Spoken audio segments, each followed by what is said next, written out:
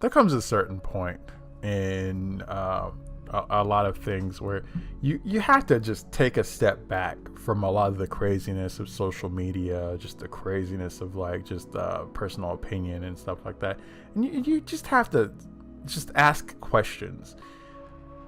There are very interesting things that you tend to find, revelations that you tend to discover when you just ask the simplest of questions. And let me do that just now. Five Nights at Freddy's creator won't apologize for Trump support. Why the fuck do you think he has to apologize to you? What gives you the right, the temerity, the audacity? What gives you the fucking gall to think that a man has to apologize to you for his choice? His choice based off of the principles of what this country was founded on, to vote for and believe whatever the fuck he wants to believe. What gives you the audacity to think that like anybody has a say in what Scott Cawthon fucking believes in? Those are his beliefs, those are his rights, those are his privileges. And to think that you have a say in that, or that you can bully him into like just saying whatever you want, that is the most asinine thing I've ever heard of in my entire life. But we're gonna go through this because I tell you, I got some feelings on this. I have feelings. I feel a particular sort of way on this, and I'm going to let you know about it because I'm not trapped in this motherfucker with you. You're trapped in this motherfucker with me. So, Scott Cawthon says that he's ready to be canceled for financial contributions to Republican candidates, including Donald Trump, though there's no indication of any canceling. Well, it's because he didn't do anything wrong. It's his money to do with what as he pleases. But Five Nights at Freddy's creator, Scott Cawthon, has confirmed a report that he made significant contributions to Republican political action committees and candidates including Devin Nunes, Ben Carson, Mitch McConnell, and Donald Trump, and said that he's prepared to get canceled and retire from the Five Nights community if people believe that he's doing more harm to it than good. Now, keep in mind, this man has done more for the community than anything else. He didn't have to make this game. He was making games doing other things or whatever. And he just kind of stumbled onto this game in particular. And this game took off. So he decided to cultivate the community. And that's pretty much it. If you want to leave, and thank God it's not me in this situation. I'd be like, you know what? If you want to leave, there's the door. Ultimately. But I'm not going anywhere. You know, there's only one person that's delivering you new games in this series, and if Scott goes, the games are gone. The series is done. But yeah, it's just oof, double oof. So, some of Cawthon's publicly available donation records were shared on Twitter on June 10th and can also be seen at opensecrets.org. It's a Republican across the board, or it's Republican across the board, except for a $2,500 donation to Democrat Tulsi Gabbard. Well, that's because Tulsi Gabbard actually makes sense. Across the board, along with the large slate of individual candidates, and including the Win Red PAC and the National Republic Senatorial Committee. Reaction to the tweets was largely negative, particularly among members of the LGBTQ plus community, which makes up a significant portion of the Five Nights fan base. Okay. And you can feel a particular sort of way about that. That's perfectly fine. But the fact of the matter is, that's what he believes in. And that's the other problem that I have with the situation. It's like, yes, he might say some things or might believe in some things that you don't necessarily believe in. But he's not the one that took those characters and kind of like co-signed on them being a part of this supposed community. They slowly became part of the community because there are certain people of a particular like preference, sexual preference, that bought into these characters and brought them into that. Cawthon wasn't the one showing pictures of like fucking Chica with the trans flag in the background saying trans rights. He didn't do any of that shit. Like, the community did that. Or certain members of the community did that. So now y'all feel a particular way because you found out that he might actually support a different viewpoint than you. And that's interesting. For a lot of reasons, actually. But go on. The creator of Five Nights at Freddy's, Scott Cawthon, has been donating money to some of the most anti-LGBTQIA conservatives of America. Okay. It's his money to donate. Regardless of how you feel about the situation, that's his money. LGBT FNAF fans finding out Scott Cawthon is a Republican. Again, fine. That doesn't hurt me any. And before you go off on Xxspiracy, you're a Republican. No, I'm actually independent. I don't have a political like whatever. I don't swing one way or the other. Now I do have some conservative leanings. I do understand how money works. I do have a certain pride in the country that I live in. But I'm independent. So it really doesn't fucking matter. Because at the end of the day, you're going to call me whatever you want to call me to paint me in your little bubble and to make yourselves feel better about your pathetic fucking lives. But just to put the facts out there, if I were to show you my voting card, it says independent. No party affiliation. So Scott Cawthon is, I guess I should look at the other one.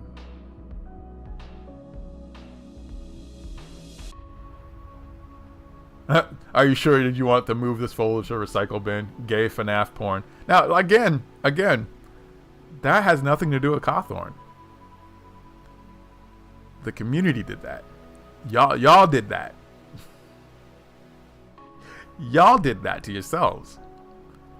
See, when you try to basically co-sign or and I guess we saw a lot of this too with Fauci. When you basically put yourselves in a position to where you treat people in a certain way or hold them up in a certain regard, and information comes out that runs counter to that, that was y'all. That has nothing to do with them. That's y'all. Now, unlike Fauci, I respect Cawthon. I actually really do. And I respect him even more for having beliefs or whatever and sticking to those beliefs. I'm sure this is going to come back and bite me in the ass at some point. But if he holds on to this whole thing and it's just like, nah, I'm not apologizing for shit. This is what I believe and it is what it is. It's out there. Oh, respect. Respect. Well, we'll see how things go because, like, you know, it's Twitter. And once you're harassed enough by a bunch of angry people, angry, like, fucking people that pretty much all believe the same thing or whatever, and they swear up and down that they're the ones being attacked, and they're the underrepresented minority, or they're the oppressed or whatever, but they continually oppress other people because that seems to be the way things are. Yeah, it's hard to tell how things go, but still, if I were to say something directly to you, Scott, hold on. Do you, and don't worry about this shit, because they're just gonna shift gears and find another target somewhere else. They're still getting mad over at Chick-fil-A. Even though Chick-fil-A's donated money to the Pulse nightclub shooting victims. More so than what any other restaurant or any other organization has done. But it's selectively ignored because we don't like Chick-fil-A because it's a Christian organization. Cawthon acknowledged that disappointment in a message posed to Reddit earlier today, which he confirmed that the donation reports are accurate.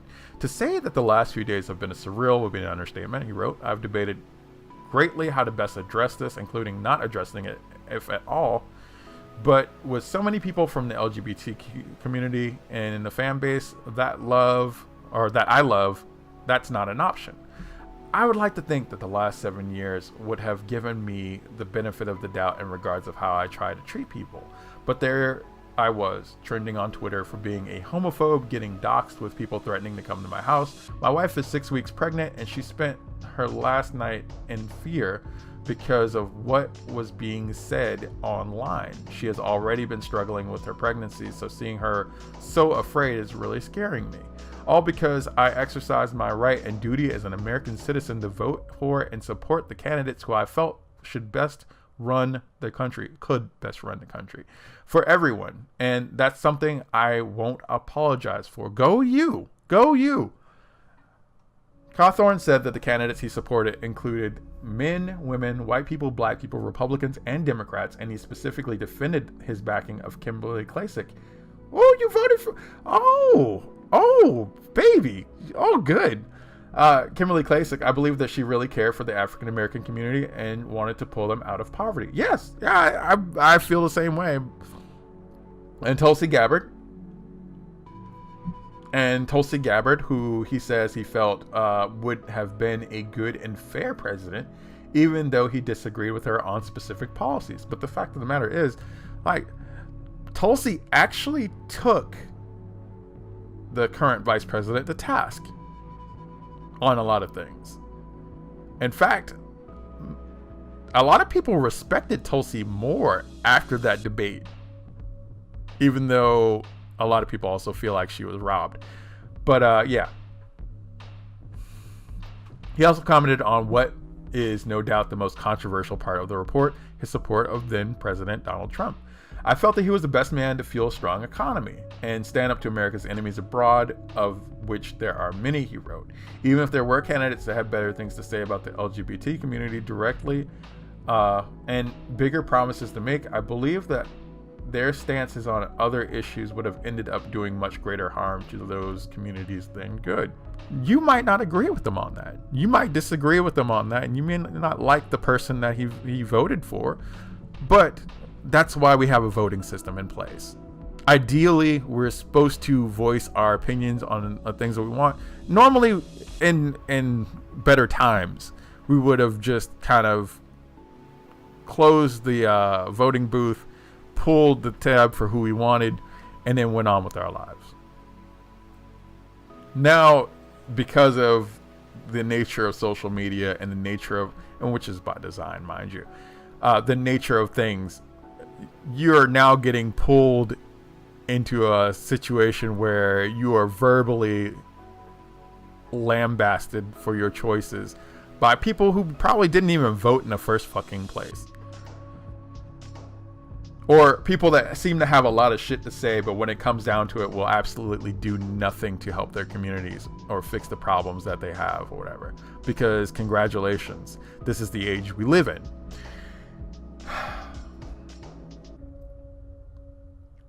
Cawthon claimed to be supportive of creators regardless of their background, and said that as a result he's worked with a very diverse group of people over the course of his career. He said that he's not going to change, but neither will his approach to other aspects of his life. Go you. I'm a Republican, I'm a Christian, I'm pro-life. And these are all true. Before Five Nights at Freddy's, Scott was working on Christian games. You knew what you were getting into when you started this shit. You could easily look up Scott's history of games and realize, yes, he was a Christian developer. He's a Christian. He has Christian beliefs or whatever. So for people to legitimately get mad at this, especially LGBT or whatever people on Twitter, it's almost disingenuous because you knew what you were getting into here. Like, he tried something that was kind of different from his usual approach of games, and it caught fire. So instead of like ignoring the audience that actually gravitated towards it, he embraced that audience. He embraced that community. It's like, you guys like it? Well, you like what I'm doing, that's fine, or whatever. Like, he didn't change what he was for anybody, honestly. He just kind of did this thing, and people liked the thing, and he's like, I'm glad you guys like the thing. Let's see what more could I do to help out the people that enjoy this. And this man's put out a shit ton of like content for that community. I mean, the community's turned around and done other things too. There's tons of like music and tons of like fan stuff for Five Nights at Freddy that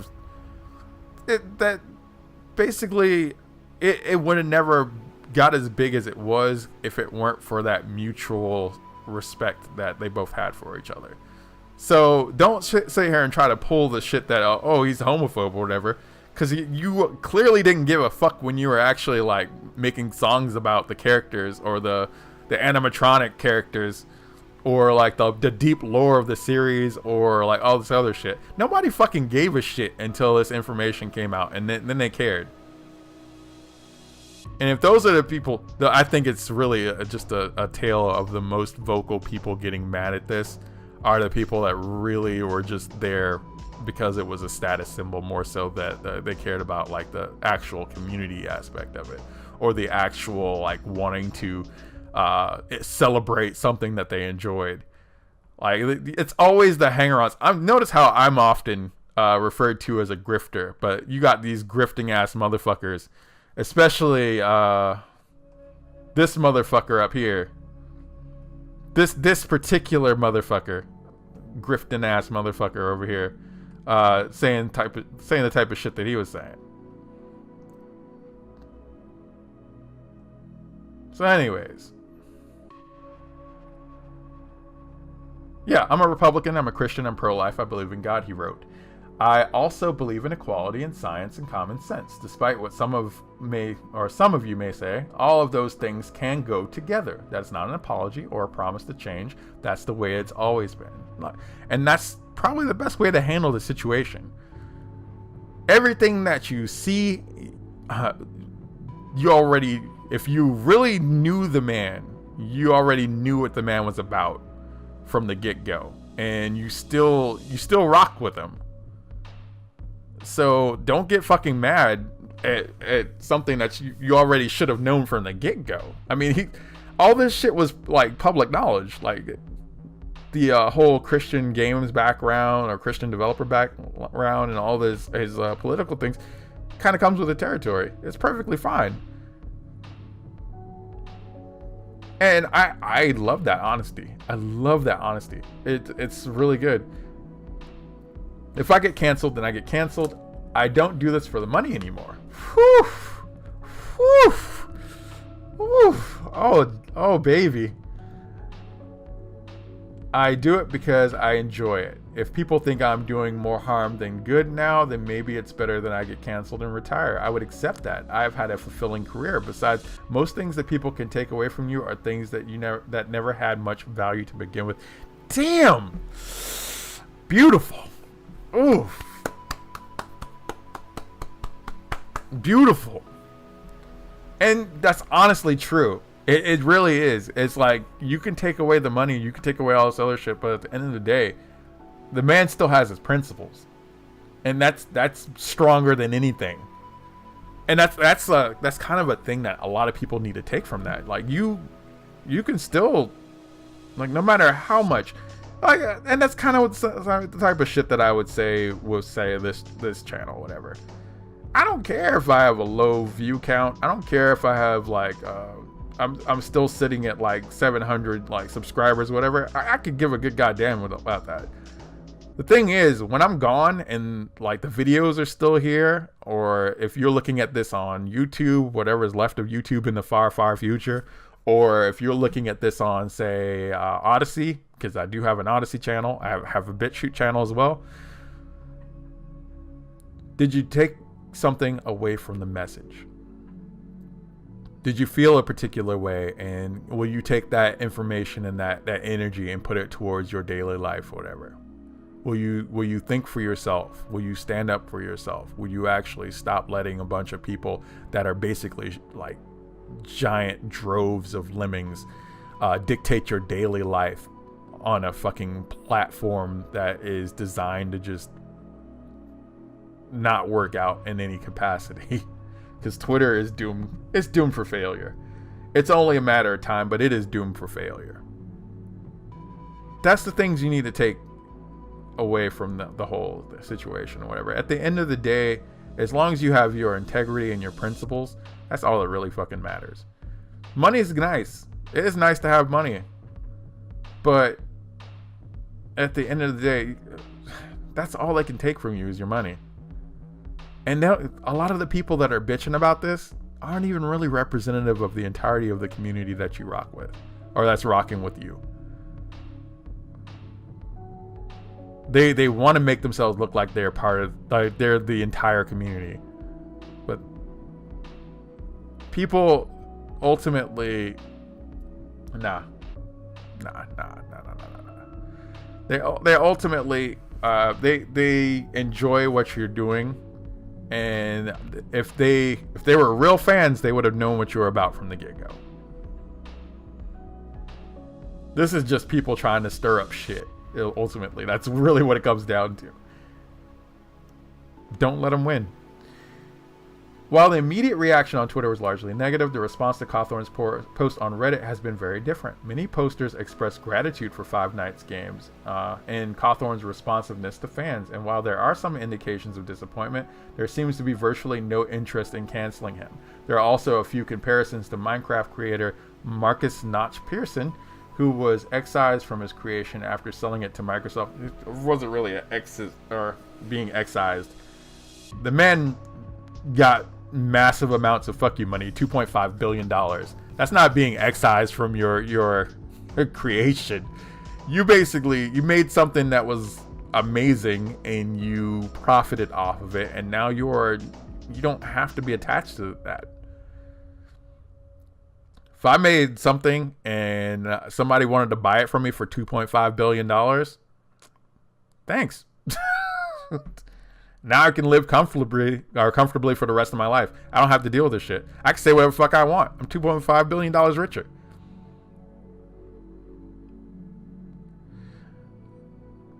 Yeah, so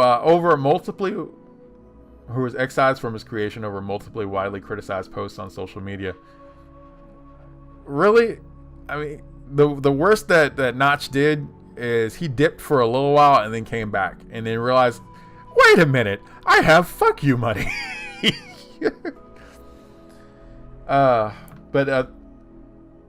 they have hopes that Cawthon won't suffer a similar fate. It's like Minecraft without Notch. One guy wrote about Cawthon's possible censure. It's a huge hole in the community that we can't fill to this day. The latest Five Nights at Freddy's game Security Breach is currently expected to be out in late 2021. Yeah, I think they thought that they were going to cancel this man. They're going to drag him over some posts or whatever, but honestly, he already laid out everything that he was. People knew who he was from the jump. Like, real fans knew who the fuck he was from the jump. Oh yes, he's a Christian. Yes, he has a certain set of beliefs. But he laid that out for you. So it's not really destroying any vision that already existed of him. The only people that have a problem with this are people that were just kind of blindly deluded into thinking that he followed everything that they believed in. And to think that is kind of just naive as fuck.